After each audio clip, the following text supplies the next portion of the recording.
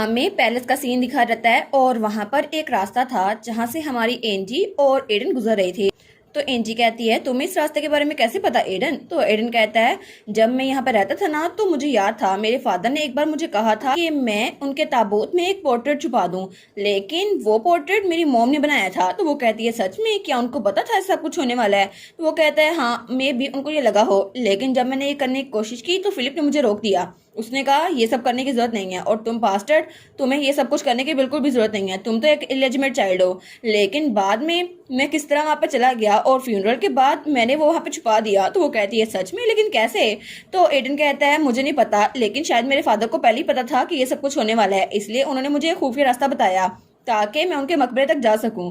और मेरे फादर बिल्कुल ठीक थे, क्योंकि उनके मरने के कुछ दिन पहले ही फिलिप और विलियम उनसे मिलने आए थे और फिलिप वो उनसे कह रहा था आप कैसे हैं फादर, उम्मीद है कि आप अच्छे हो जाएंगे। लेकिन फादर वो उनको देखकर बिल्कुल भी खुश नहीं हुए और पहले कभी भी फिलिप उनके पास नहीं आया, लेकिन उस दिन वो जरूर उनके पास आया होगा ये देखने के लिए कि उनकी हालत कैसी है। लेकिन विलियम, मुझे नहीं पता उस वक्त विलियम क्या सोच रहा है।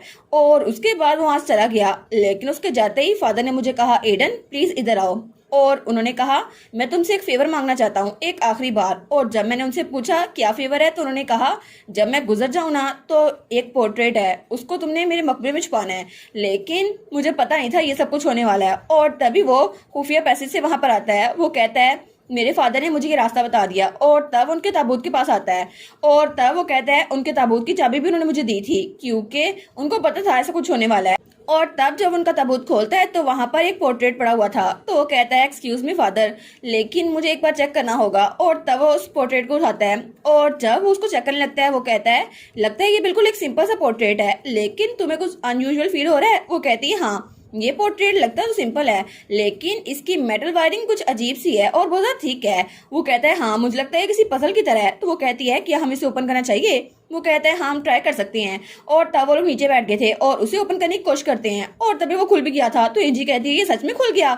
और वहां पर उस फ्रेम के पीछे कोई कागज सा था। तो एडन वो उस कागज को उठाता है और वो फोल्ड हुआ हुआ था। जब उसको खोलता है तो वो सच में मैरिज सर्टिफिकेट था जिसमें उसके फादर और मॉम का नाम लिखा था। तो हमारी एंजी कहती है हमें ये मिल गया एडन, एक ही बार में हमें ये मिल गया। वो कहता है हाँ सच में हमें ये मिल गया।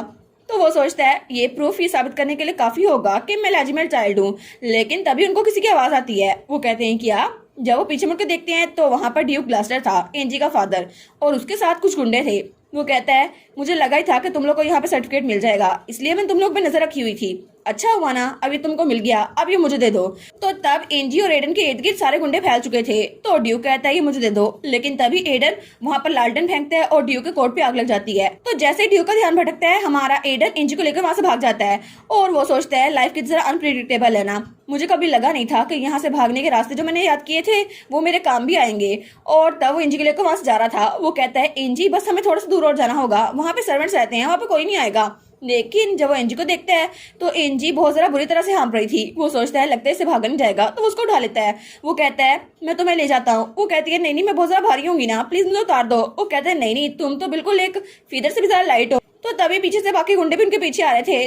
तो तब हमारा एडन एंजी को लेकर भाग चुका था और वो पूरे शहर में उनको ढूंढते हैं, लेकिन एडन और एंजी इनको कहीं नहीं मिलते। और वो कहते हैं हमें बाकी जगह भी छान मारनी होगी। और एडन और एंजी एक बैरल के पीछे छुपे हुए थे और तब वो लोग बहुत ज्यादा थक चुके थे। तो तब हमारी एंजी, उसके तो हाथ कांप रहे थे और वो एडन का हाथ पकड़ लेती है। लेकिन तभी एडन को पीछे से कोई बुलाता है। तो तब एडन अपनी गन निकाल लेता है और उस पर तानता है। लेकिन वहां पे जो कोई भी था वो कहता है ओए काम डाउन, मैंने आपको यहाँ पर देखा इसलिए तो यहाँ पर आ गया। तो वो अपनी गन नीचे करता है। वो कहता है एक मिनट डग, क्या सच में ये तुम ही हो? तो वहां पर एक लड़का था। वो कहता है जी कैप्टन ये मैं ही हूँ, डगलस। और उसके बाद डगलस उनको छुप छुपा कर अपनी जगह पर ले आया था। तो वो कहता है मुझे माफ कीजिएगा ये जगह ऐसी है, लेकिन यहाँ पर आराम से रह सकते हैं। तो तब वो कहता है thank you so much Douglas हमारी लाइफ बचाने के लिए। तो वो कहता है कोई बात नहीं मैं आपके लिए चाय बना कर लाता हूँ। लेकिन तभी उसका पाँव फिसलता है। तो हमारी एंजी कहती है प्लीज काम डाउन डगलस। तो तब वो कहता है जी जी ठीक है। तो तब एंजी कहती है ठीक है आप भी यहाँ पर आके बैठ जाएं। तो वो भी यहाँ आके बैठ जाता है। तो डगलस कहता है लेकिन सर क्या मैं पूछ सकता हूँ आपके साथ ये जो लड़की है ये कौन है? वो कहता है अच्छा मैंने तुम्हें अभी तक इंट्रोडक्शन नहीं करवाया, ये मेरी वाइफ है एंजी फ्रिट्जोए। तो एंजी कहती है आपसे मिलकर बहुत ज्यादा खुशी हुई। मैंने आपके बारे में बहुत कुछ सुना है। तो वो कहता है वाइफ, सच में सर ये आपकी वाइफ है, मेरा नाम है डगलस और सब लोग मुझे डग बुलाते हैं। तो वो कहती है अच्छा, लेकिन आप सरप्राइज क्यों हो गए थे कि हमारी शादी हो चुकी है? तो वो कहता है असल में कैप्टन तो हमें कहते थे कि शादी सिर्फ कमजोर लोग करते हैं जो अकेले नहीं रह सकते, लेकिन तभी हमारा एडन उसके पाँव पे पैर मारता है। वो कहता है आउच। तो वो कहता है नहीं नहीं अच्छी बात है, आपने शादी कर ली। फिर डगलस पूछता है लेकिन वो लोग आपका पीछा क्यों कर रहे थे? तो एडन कहता है वो लोग एक डॉक्यूमेंट के पीछे थे जो हमारे पास है। तो वो कहता है अच्छा, तो वो बहुत जरूरी होगा ना, तो आप उनको वो दिखा क्यों नहीं देते? तो एडन और एंजी सोचते हैं नहीं, अगर हमने उनको वो डॉक्यूमेंट दिखा दिया ना तो वो उसी वक्त कहेंगे हमें अभी दे दो, लेकिन वो तो बहुत शॉर्ट टेम्पर है और उनको तो रिवेंज चाहिए होगा। वो कहता है अच्छा। तो तभी हमारा एडन वो थोड़ा सा हेस्टेट करता है। वो कहता है लेकिन तुम यहाँ पर क्या कर रहे हो डगलस? मैंने तो सुना था तुम कहीं और चले गए हो कंपनसेशन की वजह से। वो कहता है जी हमें कंपनसेशन मिली तो थी, लेकिन मैंने एक जगह पे इन्वेस्ट किया और फिर हमें नुकसान हो गया। तो वो सोचता है क्या, ये तो बहुत ज्यादा गलतियां करता था जब जंग के दौरान भी था, लेकिन अभी भी ये ऐसा ही है। लेकिन वो सोचता है अरे हाँ, डगलस को तो पढ़ना आता ही नहीं है, तो उसे पता नहीं होगा उस डॉक्यूमेंट पे क्या लिखा हुआ है कि उसने इन्वेस्टमेंट कर दी। तो डगलस बिल्कुल खामोश बैठा था। तो एडन कहता है मुझे ये सुनकर बहुत ज्यादा बुरा लगा, मुझे टाइम टू टाइम तुम लोग की खबर लेनी चाहिए थी। और वो सोचता है मैं अपनी वजह से इन लोग के साथ राब्ते में नहीं रह सका, लेकिन वो कहता है नहीं नहीं कोई बात नहीं, वैसे भी मैं फुलिश था, इसीलिए मैं स्कैमर के हाथों फंस गया, लेकिन मैं खुद आपसे मिलना चाहता था। वो कहता है लेकिन अगर मैं थोड़ा और केयरफुल रहता तो हम लोग दुश्मन के हाथों पकड़े नहीं जाते और तुम्हारे साथ ये सब कुछ ना होता। तो डगलस कहता है नहीं नहीं कैप्टन, आप हमें एम्बेरस कर रहे हैं, असल में मैं तो बहुत ज्यादा खुश हूँ क्योंकि आपने बहुत बार मेरी जान बचाई थी। तो एंजी कहती है सच में इसने जान बचाई थी? और वो सोचती है ये अच्छा मौका है इसका मूड लाइट करने का। तो वो कहती है मुझे बताओ ना कैसे जान बचाई थी? वो कहता है जी जी, जंग में एक बार मेरे सामने बिल्कुल एक बॉम्ब गिरा था, लेकिन कैप्टन ने मुझे पीछे कर लिया और मैं बच गया, वरना मैं आज तक मर चुका होता। तो वो कहती है सच्ची? तो हमारा एडन थोड़ा शर्मिंदा हो गया था। वो कहता है नहीं नहीं ऐसा भी कोई काम नहीं किया मैंने, तुम तो एग्जैजरेट कर रहे हो। लेकिन तभी वो कहता है हे डगलस, मैं बाकी सोल्जर से भी मिलना चाहता हूँ, लेकिन मैं बहुत ज्यादा सॉरी हूँ कि कैंप पे जो कुछ हुआ मेरी वजह से हुआ, मैं तुम लोग का ख्याल रख सका। और वो बहुत ज्यादा उदास हो गया था। तो एंजी वो उसके हाथ पे हाथ रखती है और तब वो उसको आंखों से दिलासा देती है। तो हमारा एडन वो भी हाँ में सर हिलाता है। वो कहता है मैं चाहता हूँ मैं तुमसे माफी मांगू, तो प्लीज हर एक चीज के लिए सॉरी। तो वो कहता है लेकिन कैप्टन आप क्या बात कर रहे हैं, आपने कुछ भी गलत नहीं किया, सब ये बात जानते हैं, और अगर गलती किसी की थी तो वो उन एनिमीज की थी जिन्होंने हमें पकड़ा था, आप माफी क्यों मांग रहे हैं? तो एडन वो कहता है हाँ लेकिन फिर भी मैं कैप्टन था ना, मुझे कुछ ना कुछ करना चाहिए था।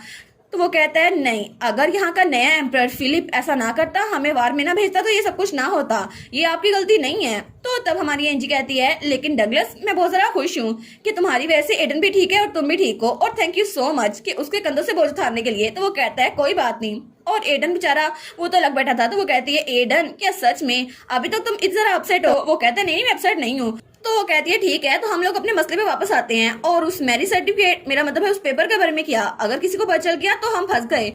तो एडन कहता है तुम कोई आइडिया दो ना हमें डगलस, हम क्या करें? वो कहता है मुझे लगता है कोई आइडिया ऐसा अच्छा होगा कि आप किसी ऐसे इंसान के पास वो डॉक्यूमेंट रखवाएं जिसकी वो हिफाजत करना जानता हो। तो वो कहती है क्या किसी ऐसे इंसान के पास? लेकिन फिर तो वो भी खतरे में होगा ना। तो वो कहता है तो फिर आप किसी ऐसे इंसान से सौदा कर लेना जिसको उससे फायदा होने वाला है।